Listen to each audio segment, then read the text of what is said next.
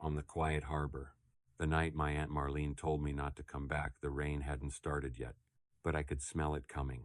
That cold metal smell the mountains get just before the sky cracks open. If you've lived near high country, you know the one. It gets into the back of your throat. It tells you to go inside, find a warm room, wait it out. I didn't have a warm room anymore. Not after that night. I was 17 years old.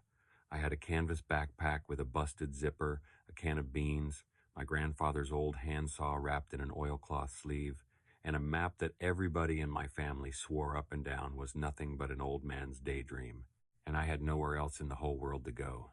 So I went into the woods. My name is Riley Mercer.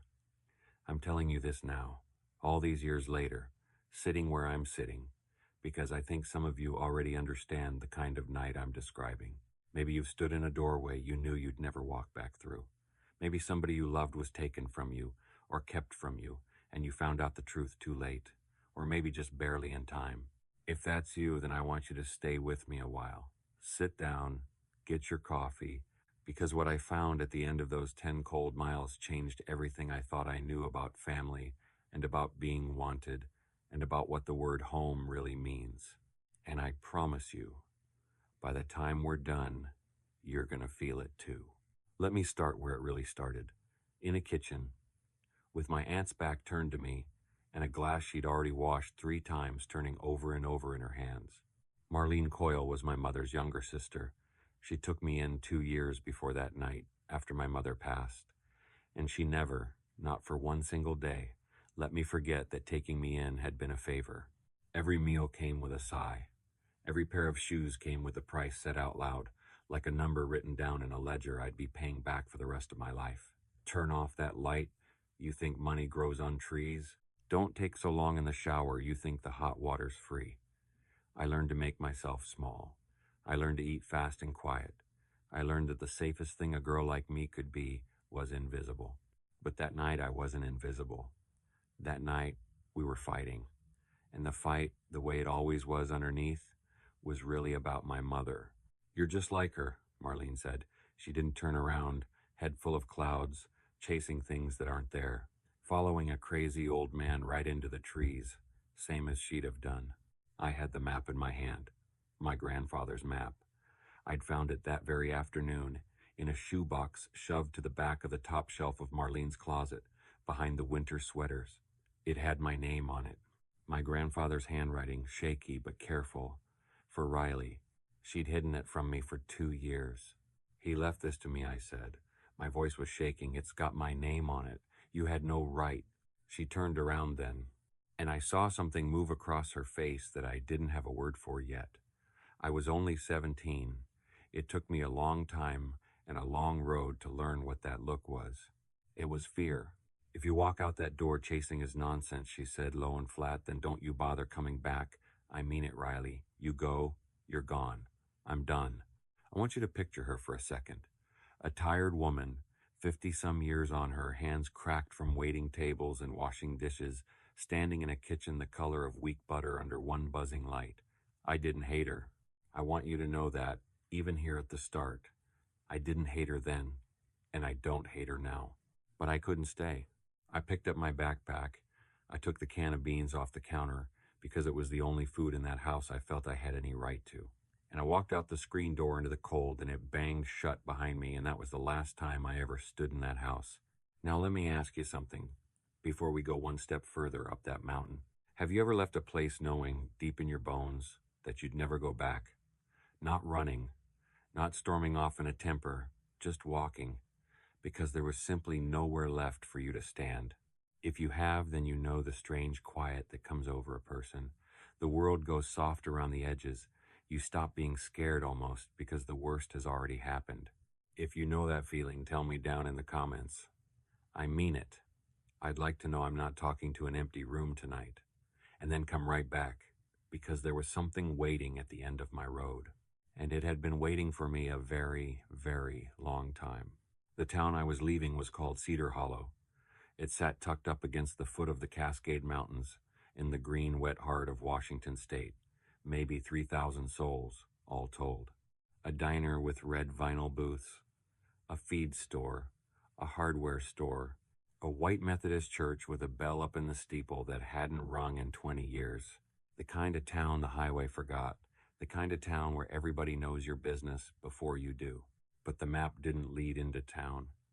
It led away from it, up into the dark country where the paved road turned to gravel, and the gravel turned to dirt, and the dirt finally gave out into two ruts with a green stripe of grass growing up the middle. 10 miles, the map said. 10 miles to a single spot my grandfather had marked with one small word in that shaking hand. Harbor, he used to call it that. When I was very little, before everything went wrong, back when I was still allowed to know him, he'd set me on his knee, and he smelled like cedar and pipe smoke and cold air, and he'd tell me about a quiet harbor way up high in the trees, a place where the wind couldn't reach you, a place where nobody could ever make you leave. I thought it was a fairy story, a bedtime thing. Everybody in the family said the same. Old Elias and his treehouse in the sky, touched in the head, poor man. His name was Elias Mercer Reed. He'd been a forest ranger when he was young, and then a logger, and then at the very end of his life, he'd become something the family only ever spoke about in low voices with the doors shut. He died about a year before that night in the kitchen. I wasn't allowed to go to the funeral. Marlene told me it was too far, and that I'd just be in the way, and that an old man I barely knew didn't need a teenage girl crying at his graveside. I found out later that none of that was the real reason. But I'm getting ahead of myself. Let me walk. The trees closed over my head like a pair of hands folding shut in prayer. The last gray light drained out of the sky. I had a little flashlight, the cheap kind you keep in a kitchen drawer for when the power goes, and its weak yellow beam shook and jittered on the trail in front of me. I want to tell you something true about the forest at night. It is not silent. It breathes. It creaks. It settles and shifts like an old house. Things move out at the edge of where your eyes can reach, and you tell yourself it's just a deer, just the wind, just the blood pounding in your own 2 ears. My grandfather's saw banged against my spine with every step I took. The can of beans was a cold, hard knot in my coat pocket. And somewhere in the 3rd mile, the rain I'd smelled finally came. Not hard, not a storm, just steady and patient and cold. The kind that doesn't beat down on you, the kind that soaks you slow, an inch at a time, until you can't remember being dry. By the 5th mile, I was wet clear through to the skin. By the 8th mile, I couldn't feel my fingers, and my teeth had started to chatter so hard my jaw ached. And somewhere in the 9th mile, I stopped. There was a log fallen across a little clearing, slick and black with rain, and I sat down on it in the dark. And for the first time since that screen door banged shut behind me, I let myself break. I cried the way you cry when you're sure nobody will ever hear you. Big, ugly, heaving sobs. And the thought that came up out of me clear as a bell in all that dark was this: nobody knows where I am. Nobody is looking for me. If I lay down right here in the wet leaves and I never got back up, the only thing on this earth that would ever find me would be the moss. I think that's the lowest a person can get. To be 17 years old, soaked to the bone in the black middle of a forest, and to be absolutely certain that you do not matter to one single living soul. If you've ever been there, in your own way, in your own dark clearing, then you know I'm not exaggerating. But here's the thing I have learned in all the years since, and if I could reach right through to where you're sitting and put it into your hands, I would. Sometimes the very lowest moment is a doorway. You just can't see the door because you're sitting in the dark with your face in your hands. I reached into my backpack to fold the map away. My fingers were so stiff and clumsy with cold, I could barely work them. And as I fumbled, my hand brushed the oilcloth sleeve around my grandfather's old saw, and something slid out of a hidden seam I'd never noticed. A little packet, wrapped tight in waxed cloth, tucked down deep where it had ridden all 10 of those miles without my ever knowing it was there. I almost left it. My hands hurt too much to care. But something made me pick it up. Some small, stubborn thing in me that wasn't ready to lie down in the leaves just yet.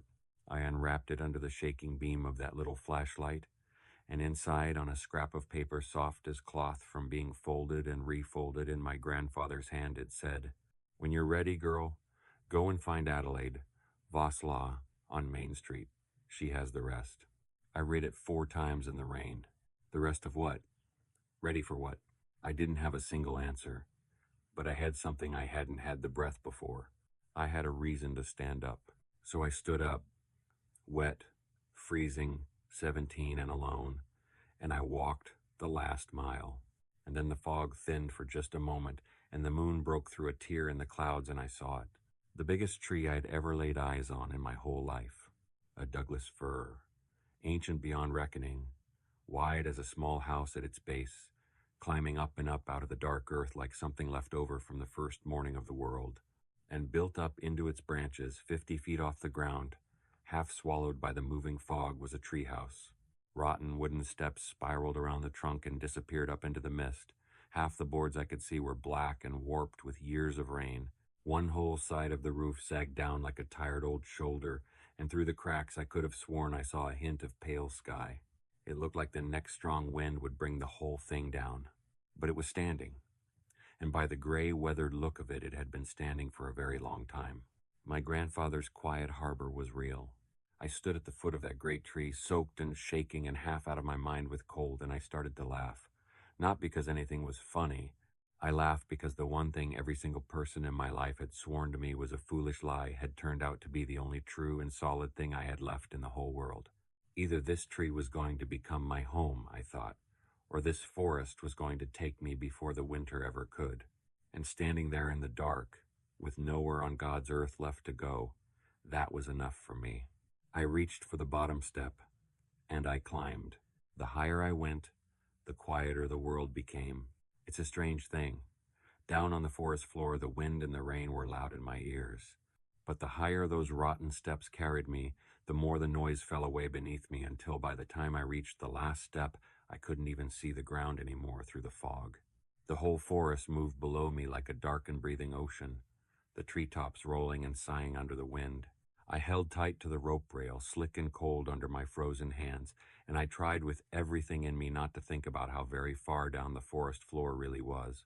There was a door. There was no lock on it, no latch even, just a wooden peg worn smooth and pale by a hand I would never get the chance to hold. I pushed it open, and I stepped inside the place my grandfather had built with his own 2 hands. The whole structure groaned under my weight like an old man shifting in his sleep. Dust came drifting down from the rafters, slow as snow in the beam of my flashlight, and I stood there, dripping on the bare floorboards, and I looked around at the inside of the harbor. I didn't know yet that it held every secret my grandfather had carried to his grave. I didn't know yet that it held a few of mine, too. That first night was the hardest. I couldn't get the stove to light. There was a stove, a little cast iron box bolted down solid into the far corner, its pipe running straight up and out safe through the roof. And next to it I found a coffee tin, and inside the tin, dry matches wrapped careful in waxed paper. Now, I want you to stop and sit with that for a second, the way I've had years to sit with it. Dry matches, wrapped in wax paper, kept safe in a tin, in an abandoned tree house, in the middle of a wild cascade forest. Matches don't survive the years out here by accident. The damp gets everything in the end. Somebody had wrapped those. Somebody had protected them. Somebody had meant, with great care, for a person to come along one day and find them ready to strike. But that first night, the stovepipe was packed solid with years of soot and dead leaves. The first match I struck filled the whole little room with bitter smoke, and I had to beat the fire out with the wet blanket before it choked the life right out of me. So there was no heat that first night. Just an old gray wool blanket I found folded inside a wooden chest, the steady drip of rain finding its way through the sagging roof, and the constant slow living creak of the great tree breathing all around me in the dark. I lay awake for hours. Every sound was bigger up there. Branches scraping the walls like fingernails, wood shifting and settling under its own old weight. And once, far below, something heavy moving through the wet leaves, slow and deliberate, there and then gone. At one point a gust of wind came through and the whole treehouse leaned with it, a long, slow tilt, and my heart stopped dead in my chest. This is it, I thought. This is the night it finally tears loose, and we all come down together, the tree in the house and the foolish girl inside it. But it didn't fall. It leaned, and it held, and then it swayed gently back, and then it did it again and again. And lying there in the dark, listening to it, I began to understand why nobody else in my whole family had ever once come looking for this place. Most people would have taken one look at those rotten steps and climbed right back down before the sun set. Most people would have called it a death trap and a crazy man's folly and gone home to their warm, dry, ordinary beds. But I kept thinking about my grandfather. He built this. With these old hands, the letter would later say, he slept up here. He survived whole winters in these branches before I was even born, which meant one of two things. Either he knew something the rest of them didn't, or he had once been every bit as desperate as I was that night. I fell asleep before I could decide which. And I'm not ashamed to tell you that I dreamed, for the first time in 2 long years, of the sound of my mother's voice. Morning came pale and gray and cold. The rain had stopped sometime before dawn, and when I pushed open that door and stepped out onto the little platform, the sight stole the breath right out of me. A sea of fog, white and soft and endless, filling the whole valley below me, with the crowns of the other great firs poking up through it here and there like dark green islands, and above it all the sky going from gray to the faintest, palest gold. I had never in my life seen anything so beautiful, and I had it all to myself. I climbed down careful, one rotten step at a time, keeping my eyes off the drop, and at the bottom on the south side of the tree I found the first piece of proof that my grandfather had thought of everything. Strung up between 2 branches was an old canvas tarp, hung at a slant shaped like a funnel, and underneath the low end of it sat a dented metal bucket half full of clean, clear rainwater.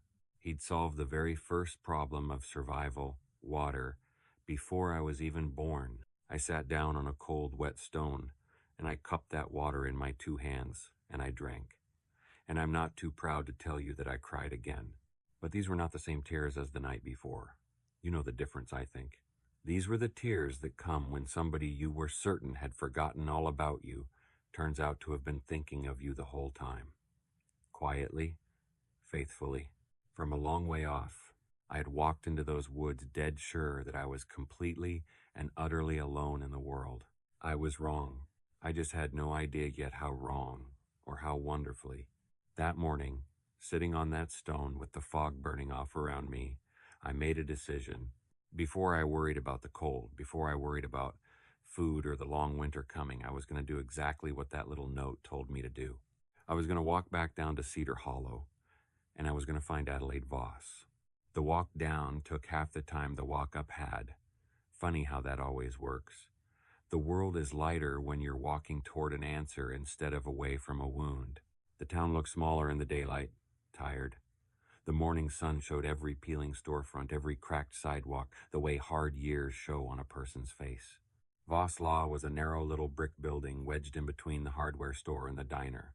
The gold lettering painted on the front window was chipped and faded. I stood outside on the cold sidewalk for a long minute, working up my courage, watching through the diner glass as a waitress about my own age moved between the booths, refilling coffee for 2 old farmers in seed caps. Then I made myself open the door, and I went in. Adelaide Voss was somewhere around 65. Silver hair pulled back tight and neat, reading glasses on a little gold chain around her neck, and the sharpest, kindest pair of eyes I think I have ever seen set in a human face. When I told her my name, something happened to her. She set down her pen. She slowly took off her glasses, and she looked at me the way you look at somebody you have been waiting on and half praying for a very long time. "Riley Mercer," she said, soft as anything. "My Lord in heaven, you've got his very eyes." I didn't know what to do with that. In 17 years, nobody had ever once told me I looked like anybody at all. She got up and shut the office door. She sat me down in a cracked leather chair older than I was, and she poured me a cup of coffee out of a battered percolator that smelled like every warm and decent morning I had never gotten to have. "Your grandfather came to me a little over a year ago," she said, settling herself behind the desk. Near the end of it, he knew he didn't have much time left, and he gave me exactly one job to do. One. She looked at me steady.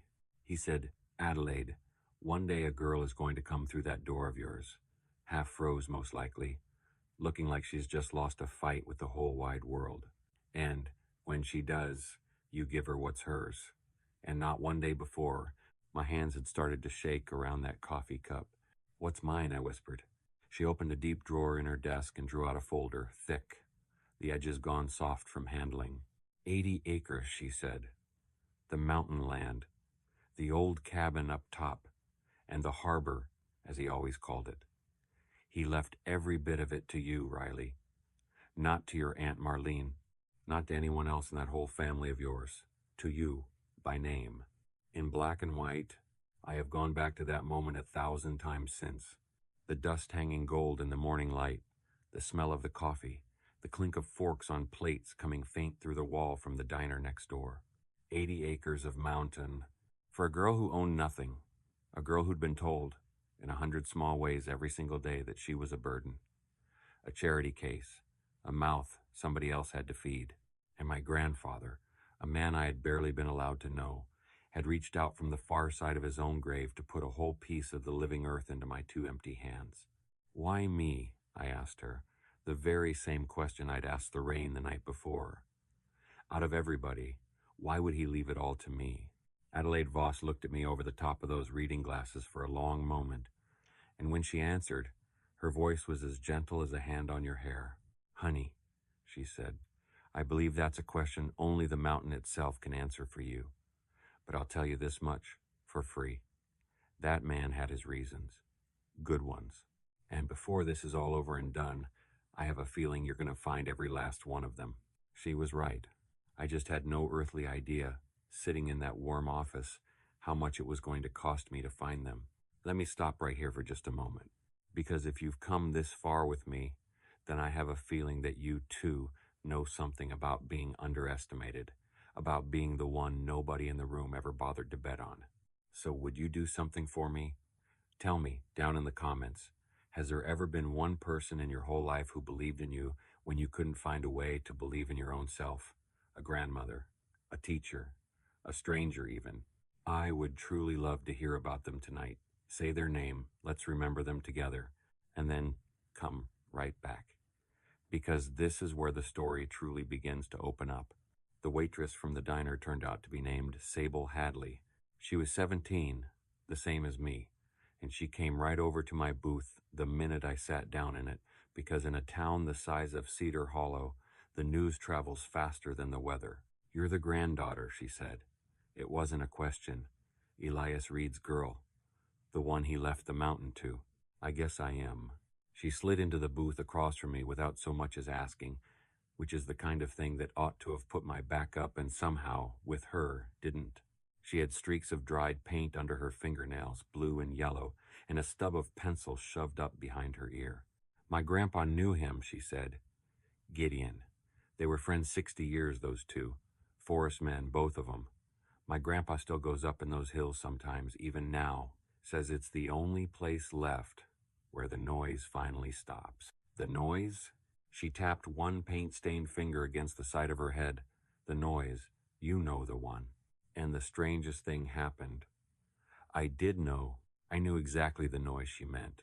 The one that never quits. The one that tells you, all day and half the night, that you're not enough, not wanted, not worth keeping, that you'll never, ever have a place that's truly yours. I'd been listening to that noise my whole life. Sable Hadley bought me a slice of warm apple pie that morning, and she flat refused to take my money for it. And it was the first thing in longer than I could remember that anybody had given me without keeping a tally of what I owed them for it. That afternoon, I climbed back up the mountain.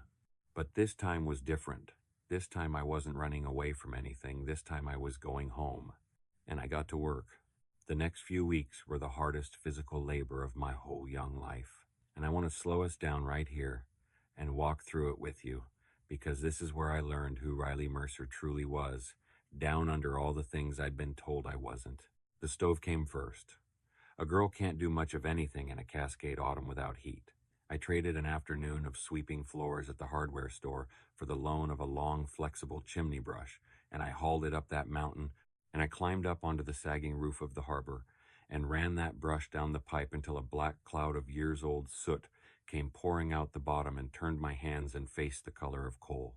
And that night I struck one of my grandfather's dry matches, and the kindling caught, and the little iron stove came alive and filled that whole small room with heat and the sweet, clean smell of burning cedar. I sat down in front of it and held my two black hands out to the glow, and for the first time since I'd walked out that screen door, my hands stopped shaking from the cold. I sat there a long while, just feeling warm. You forget when you've been cold long enough that warm is a thing you're allowed to have. Food was the harder problem. I had half a can of beans left, and that was the whole of it. I spent days learning the woods around the tree. I found wild blackberries, late and few, along a rotten, fallen log, not near enough to live on, but enough to quiet the twisting ache in my belly for an hour. And deeper into the trees, I found something that stopped me cold in my tracks. A wire snare, an old one, but standing and baited. Now you tell me, how does a baited trap stand ready in the deep woods for a whole year with the man who set them a whole year in his grave? The earth all around it was disturbed, fresh, like something or someone had passed through only hours before. I told myself it was an animal, a bear maybe, drawn by the bait. I walked back to the harbor that day, looking over my shoulder the whole long way, my grandfather's hatchet held tight in one hand, not because I truly thought it would save me, just because holding on to something solid felt better than holding on to nothing at all. But here is the truth, and I'm going to give it to you now, so you don't have to carry the worry the way I carried it for weeks. I was not alone in those woods, and the one walking through them, watching over the traps and the tarp and the matches, meant me no harm in this world at all. It was Wendell and Orla Brennan who truly taught me how to live up there. The Brennans owned the feed store down in town. They were both somewhere in their 60s, married a full 40 years, and they were the kind of old couple that finishes each other's sentences and then argues about who said it first. Wendell had hands like the roots of an oak tree. And Orla had a laugh on her you could warm yourself by on a cold day. The first time I came into that feed store, I was broke and proud and trying hard to pretend I was neither one. Orla took a single long look at me, head to toe, and without a word she started filling a burlap sack, seed potatoes, dried beans, a block of lard, a sack of cornmeal. And when I finally found the nerve to tell her I couldn't pay for any of it, Wendell just kept right on, adding it up on his old paper pad, not even looking at me. Your granddad, Wendell said, licking his pencil, pulled my truck up out of a flooded ditch in the dead middle of winter, year of 78. Big storm. Could have left me to walk 10 miles in the snow. And most would have. Wouldn't take a dime for it neither. Just said, farm folk look after their own. He tore off the slip and pushed the whole heavy sack across the counter to me. I've been waiting near on 50 years to pay that man back proper. You're going to let me do it now, child. That's all there is to it. I stood there in that feed store, and I cried in front of two complete strangers, and they let me. They didn't look away, embarrassed, and they didn't fuss. Orla just came around the end of that counter, and she folded me up in her two soft arms, and she smelled like flour and wood smoke and clean cotton. And I thought, with my face buried in her shoulder, this is what it was supposed to feel like all along. This is the thing I've been missing my whole life and couldn't even name. Over those weeks, Orla taught me how to put food up for the winter, how to keep potatoes from rotting, and how to render lard, and what berries the bears leave alone. Wendell taught me to split a round of wood so the grain wouldn't bind the axe, to read the look of the evening sky, to bank a fire down low at night so it would hold its coals till morning. And they never, not once, made me feel like a charity case. They made me feel like I had simply come home at last to a town that had quietly been saving my place at the table the whole time I was gone. And little by little, board by board, the broken treehouse stopped feeling like a place I was only hiding in. It started to feel like mine. But I still hadn't found the thing my grandfather most wanted me to find. I found it on the third day of the third week, and it broke me wide open. I had been reinforcing the inside walls against the coming cold, and behind a warped cedar panel near the little cracked window, I found a hollow space, a narrow hidden gap between two of the great beams, and tucked inside it, sealed careful in glass jars and oilcloth against the damp, was a whole cache of my grandfather's things: a bone-handled hunting knife, a hatchet smaller than the first, fish hooks in a little cork bottle, and a thick folded stack of paper, covered top to bottom in his shaking hand. Notes. Instructions for staying alive up here. How to clear the pipe when it clogged. Where the best water came from in a dry spell. Which mushrooms would feed you and which would kill you. And one line written heavier than all the rest, pressed so hard into the paper I could feel the groove of it under my fingertip. If the storms come early, stay above the fog. I read that one line over and over. It didn't read like a piece of advice. It read like a man calling out a warning to a child across a great distance he had no other way to cross. But that wasn't all the hidden space was keeping. There was a wooden box, small, locked, and taped careful to the underside of it, a little brass key. I sat myself down on the floor of the harbor, with the late afternoon sun coming through the cracked window all gold and slanting, and I fit the key to the lock, and I opened the box. Photographs. The very first one I lifted out was of a young woman, maybe 20 years old, laughing, head thrown back, standing on a wooden porch with the blue mountains rising up behind her. It took me a full minute, sitting there in the gold light, to understand that I was looking at my mother. My mother. Before she ever got sick, before the worry and the hard years carved all those lines into her face, before everything in our little world went so terribly wrong, young and laughing and whole and free. I had never once seen her like that. I didn't even know she had ever been like that. The next photograph stopped my heart.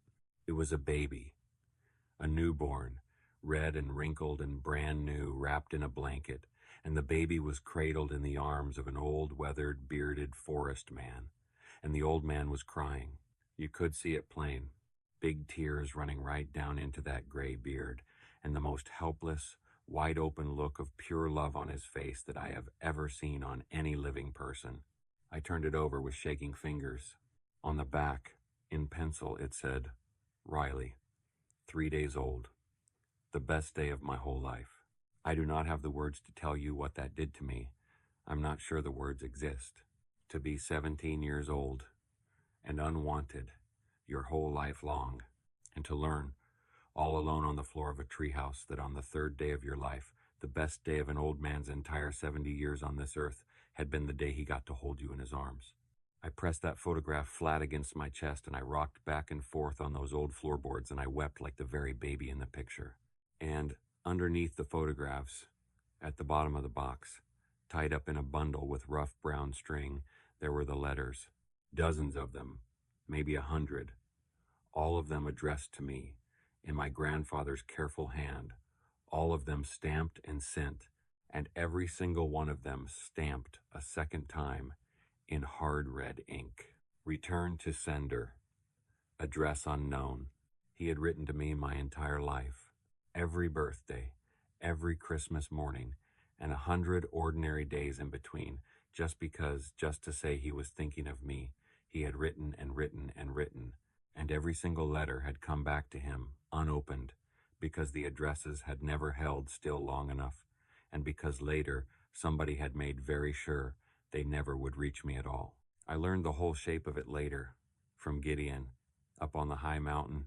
My mother, God rest her, had moved the two of us around for years when I was small, running from her own troubles and her own bad choices, never in one town long enough to put down a root, and every new address she fled, his letters chased, and never once caught up. And then, after she died, and I went to live with Marlene, the letters started reaching a real and steady house at last. And that's exactly when they began coming back fastest of all. I knew who. Of course I knew who. I want to ask you to stay right here with me for a moment, because I know this part lies heavy on the heart. And if you've ever lost someone before you got to say the things you needed to say, or if someone ever stood between you and a person who loved you, then this might be sitting on your chest right now the very same way it sat down hard on mine. If you've come this far, and your heart is aching right alongside Riley's tonight, would you do me one small kindness? Take just a moment and subscribe and tell me down in the comments. Did you ever find out too late just how loved you really were? Did somebody ever keep that love from reaching you? You are not alone in it. I promise you that with my whole heart. Tell me your story. Someone else out there needs to read it tonight and know they're not alone either. Now stay with me, because just when I thought I finally understood the whole story, a notice went up on the bottom of my tree, and everything I had begun to believe was safe was suddenly hanging by a thread. I found it on a cold gray morning 2 weeks later. I climbed down at first light, and there it was, a printed page sealed in a plastic sleeve and nailed right to the trunk of my grandfather's tree, snapping and rattling in the wind. My Aunt Marlene's name was on it, and another name, a company name, all hard, sharp letters, Tall Timber Resource Partners. She was contesting the will. She was claiming that the mountain land was rightful family property, that a confused, half-crazy old man had been talked and tricked into signing it away, and that as my legal guardian. Until the day I turned 18, she had every right to step in and manage my so-called inheritance for me. And she had already gone and signed a letter of intent to sell every acre of it to a logging outfit, to send men and saws up that mountain and cut down every standing tree on it, including the one I was standing under, including the harbor itself. I had 30 days. The notice said so, right there in coal black ink. 30 days to file a formal response, or the county would side with the grown woman, the legal guardian, the adult in the nice wool coat, over the 17-year-old girl living up a tree who couldn't so much as prove what town she slept in at night. I ran the whole 10 miles down that mountain with the notice crushed in my fist, my lungs burning, and I burst through the door of Adelaide Voss's office and threw it down on her desk, and I couldn't even get a single word out past the crying. She read it slow. She took off her reading glasses, and she said one short word that I will not repeat to you here, but which startled a wet laugh right out of me, even through the tears. She isn't entitled to 1 square inch of it, Adelaide said flat. Your grandfather's will is ironclad. I drew it up myself, every line. Then her face changed, and a shadow crossed it, and my stomach dropped clean through the floor. But Riley, there's a problem. A real one. The original will. The signed, witnessed, notarized original document.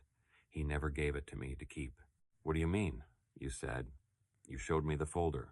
I have a copy. And a copy is good evidence, child. But in a contest like this, against a company with a whole floor of lawyers, a copy can be picked apart. They'll argue it was altered after the fact. They'll argue it was a draft, that it was never finalized, that he changed his mind. She leaned across the desk toward me and her sharp, kind eyes held mine. He told me, near the very end, that he'd kept the signed original somewhere safe. Somewhere, he said, that only family would ever think to look. He told me, if it ever comes down to a fight over my mountain, Adelaide, don't you worry. She'll know right where to find it. She'll know right where to find it. Me. He meant me. And in that instant, sitting in that warm office with the whole world falling down around me, I remembered the second map. I hadn't told you about the second map yet. I'd found it that very first morning, hidden under the bed frame, beneath a couple of loose boards. A different map entirely from the one in my pack. This one didn't lead to the harbor. This one led away from the harbor, up, deeper, higher, into wild country where no logging road had ever been cut. Marked at the very end, in that same shaking hand, with one single word. Home. 2 harbors, I'd thought, when I first found it, but that wasn't it at all. The treehouse, the harbor, that was only where my grandfather had wanted me to start. It wasn't where he had lived at the very end of his life. It wasn't where he had died. That was deeper in, higher up. That was the place he'd marked home. And that, I knew with a certainty that went all the way to my bones, was exactly where the signed original will would be.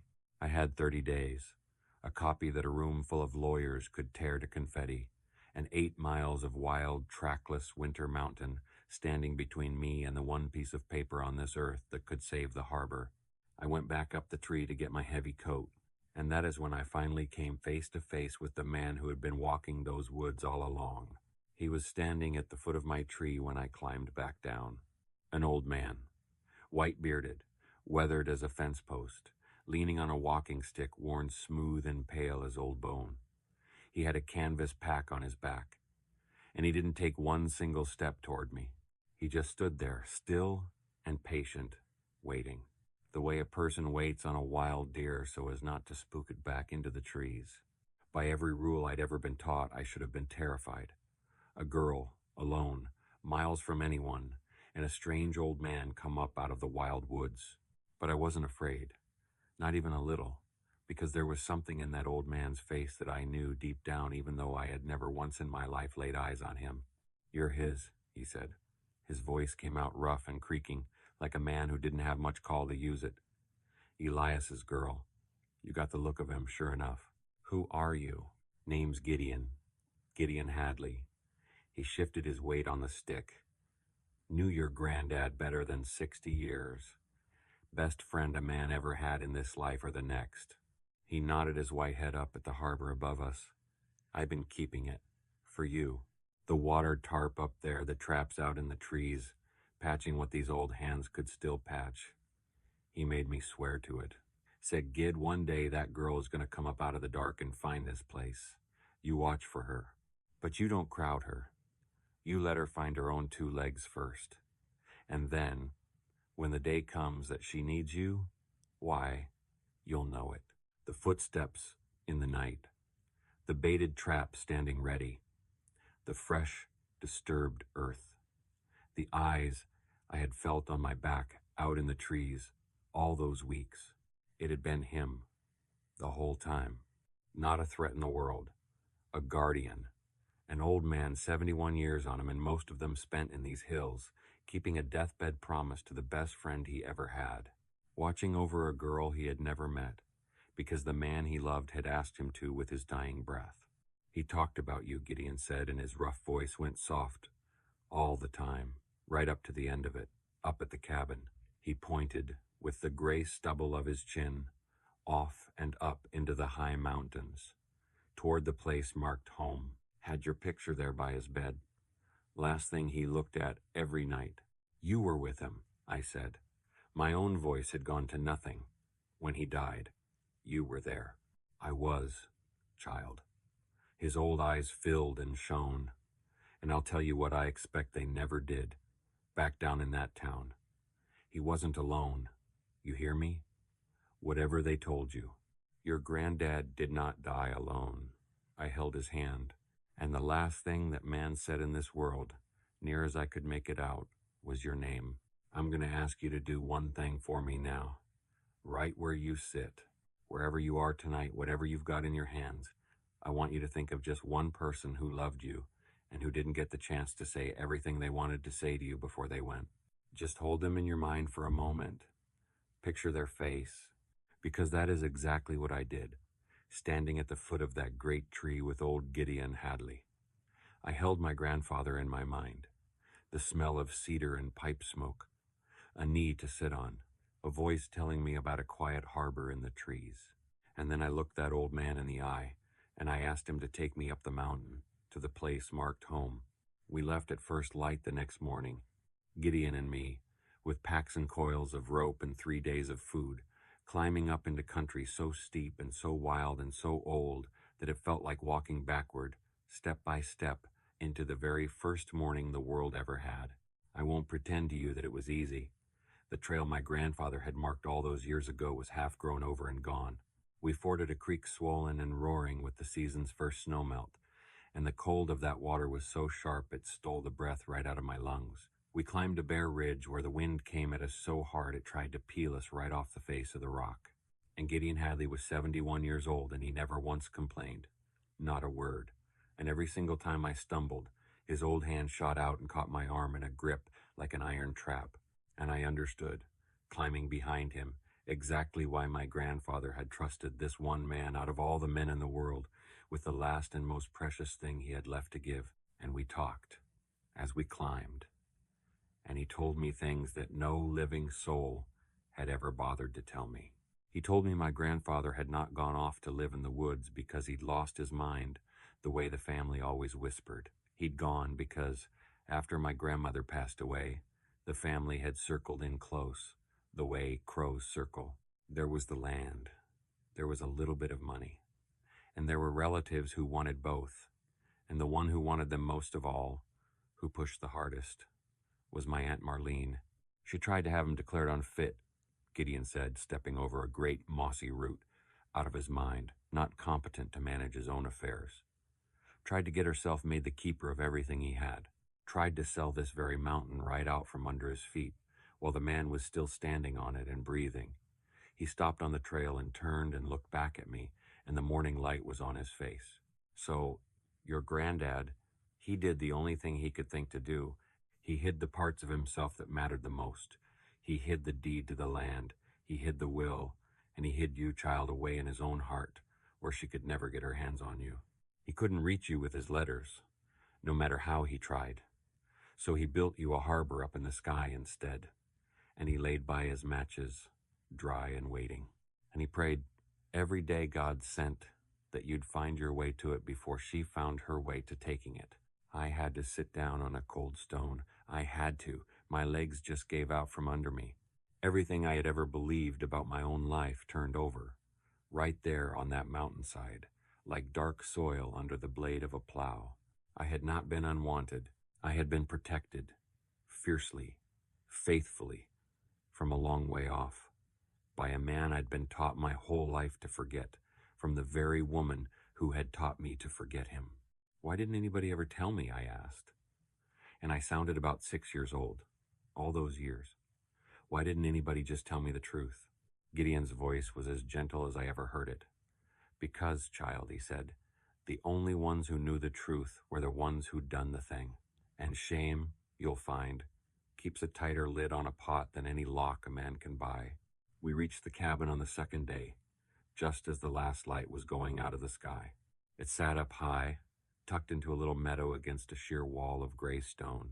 A small, tight, square log cabin with a stovepipe poking up through the roof and one single window facing east to catch the very first of the morning sun. The logs were smoke-stained and silvered with age, but it was square. It was sound. It was every inch of it the work of a man who built things to last longer than himself. Inside, it was just the one room, a narrow bed, neatly made, a plain table, a single chair pulled up close to that east-facing window. And everywhere I looked, the small, quiet evidence of a life lived alone, but not, I understood now, a life lived in despair. A shelf of worn books, a little bird whittled out of pale wood sitting on the sill, a coffee tin, the very same kind I'd found waiting for me down in the harbor, and there, propped up against the base of the oil lamp, where he could see it from his bed and from his chair, was a photograph. It was the same image I'd found in the box down in the treehouse, the old man and the 3-day-old baby. The one picture in all the world he had loved enough to keep a copy of it in both of his homes, one down low in the harbor he built for me to find, and one up high, here, beside his own bed, the last thing his eyes rested on every night of his life and the first thing they found every morning. Me. I found the will exactly where he'd told Adelaide I would, in the one place only family would ever think to look. Under a loose, flat stone set into the floor of the hearth, wrapped tight in oilcloth, sealed up inside a glass canning jar against the mountain damp, there it was, the signed original, witnessed, notarized, dated, unbreakable in any court in the land, and folded up together with it, a letter, with my name written on the front of it. I sat down in his chair, by the east window, in the last gray light, and I opened it, and I read the very last words my grandfather ever wrote in this world to me. I'm not going to read you the whole of it.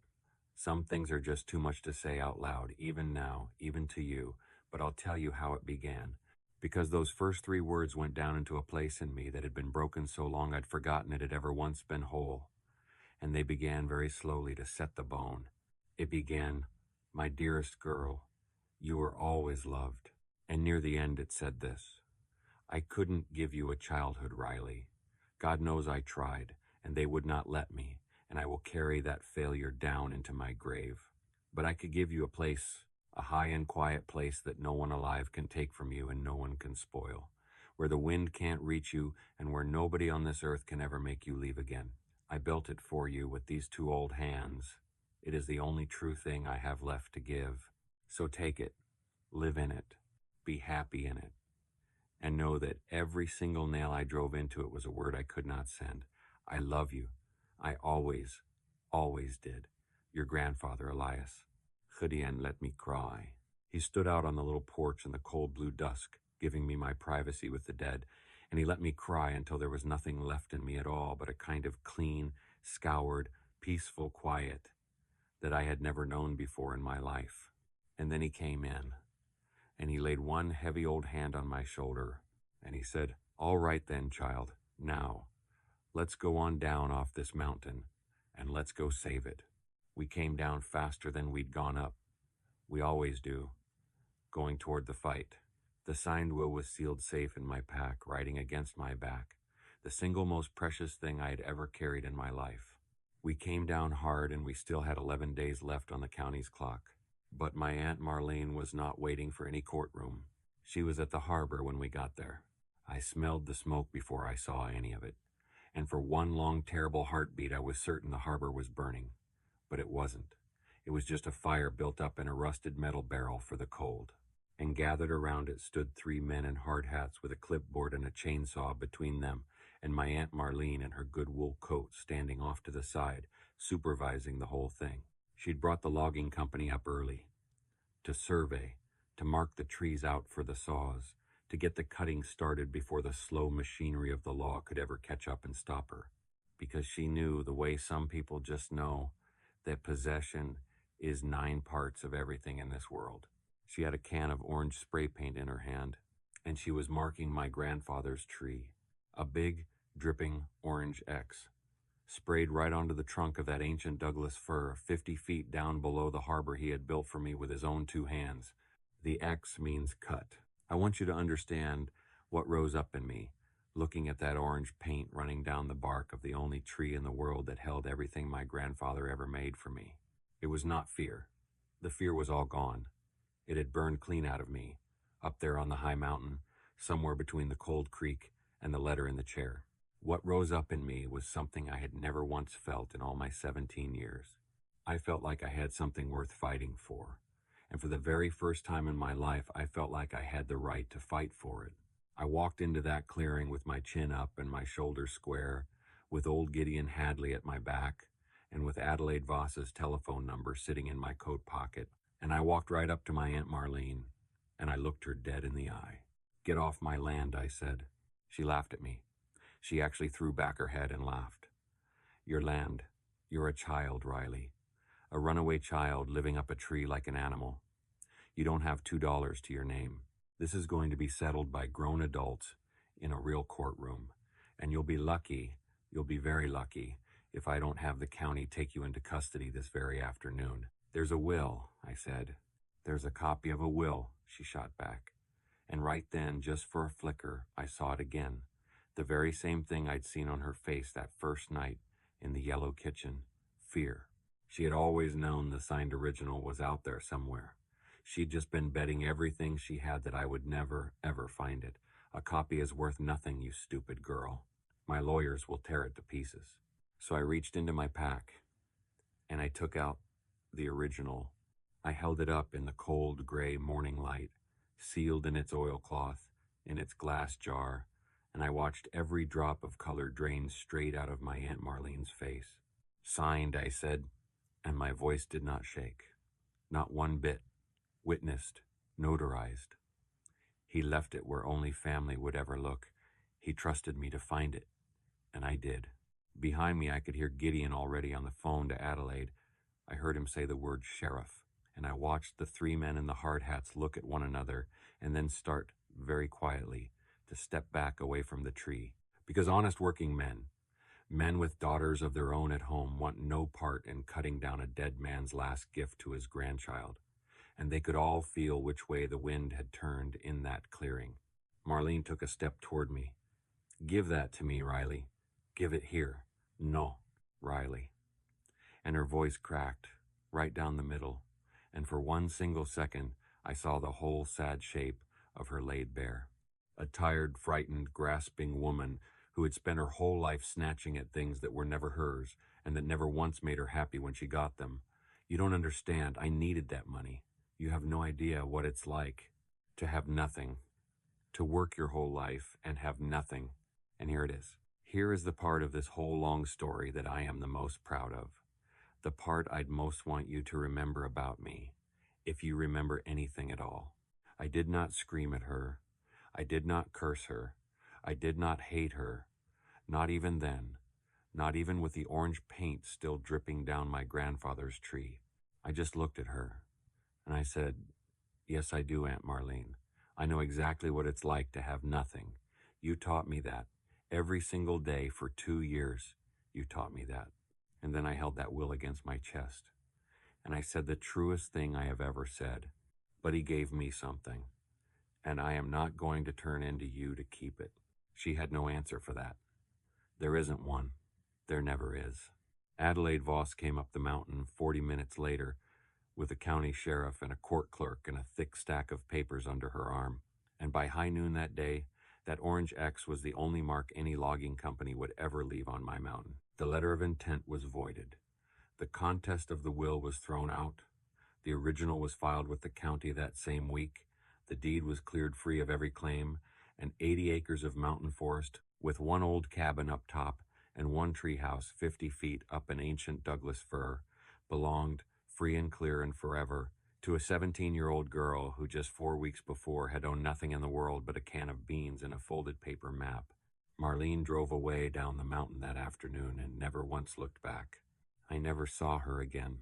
I heard, years and years later, that she'd moved somewhere down south and married again, and that she never breathed a word about me or about my grandfather to a living soul for the rest of her days.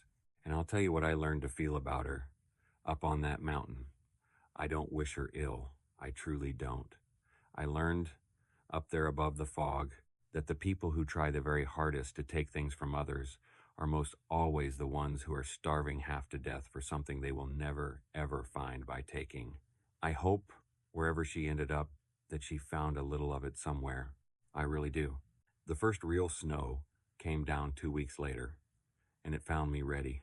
The roof was patched tight and true. The stove was clean and warm and drawing well.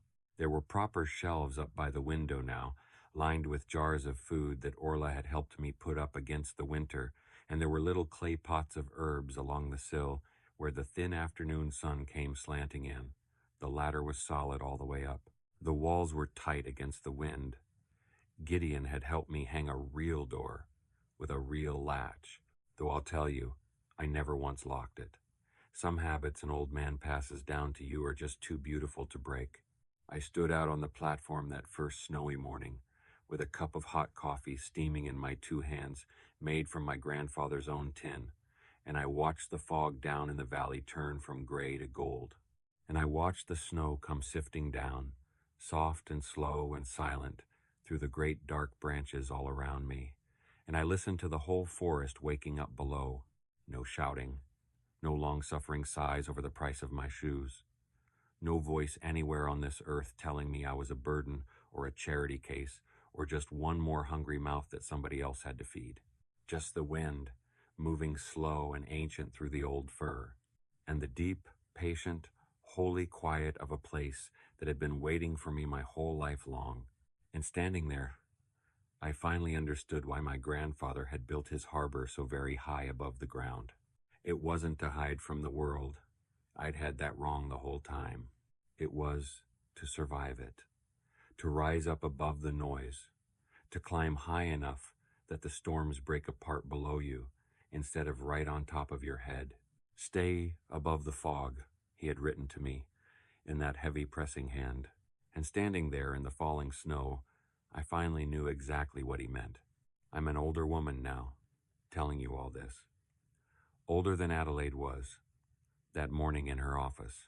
I built a whole life up on that mountain, and then a bigger life still grew up out of it, the way a great tree grows up out of one small, stubborn seed that nobody believed would ever take.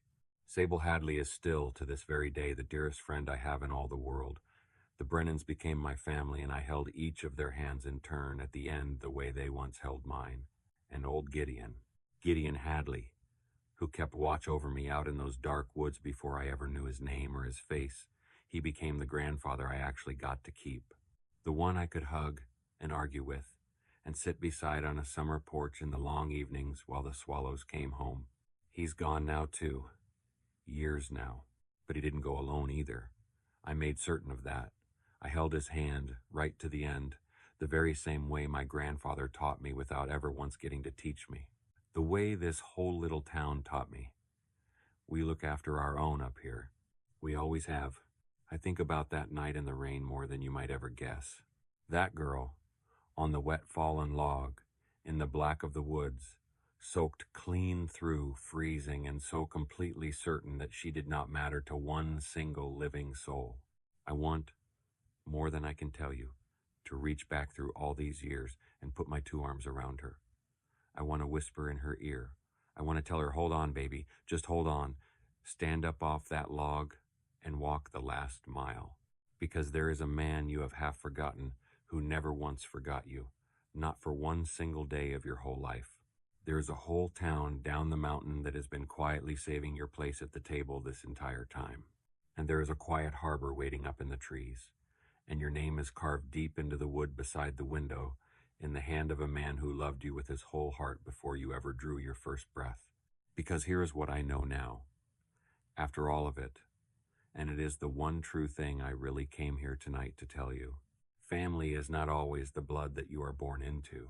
Sometimes the blood you're born into is the very thing you have to walk away from, alone, in the cold and the rain. Real family is the ones who keep your matches dry, the ones who hang the water tarp and tend the traps and wait and never crowd you. The ones who write you 100 letters even when every last one of them comes back marked unknown. The ones who choose you and choose you and choose you again when they had every reason in the world not to. I walked into those woods believing I was the most unwanted person alive on God's earth, and I walked back out of them understanding all the way down to my bones that I had been loved faithfully, fiercely, quietly the entire time. I just had to climb up high enough to finally see it.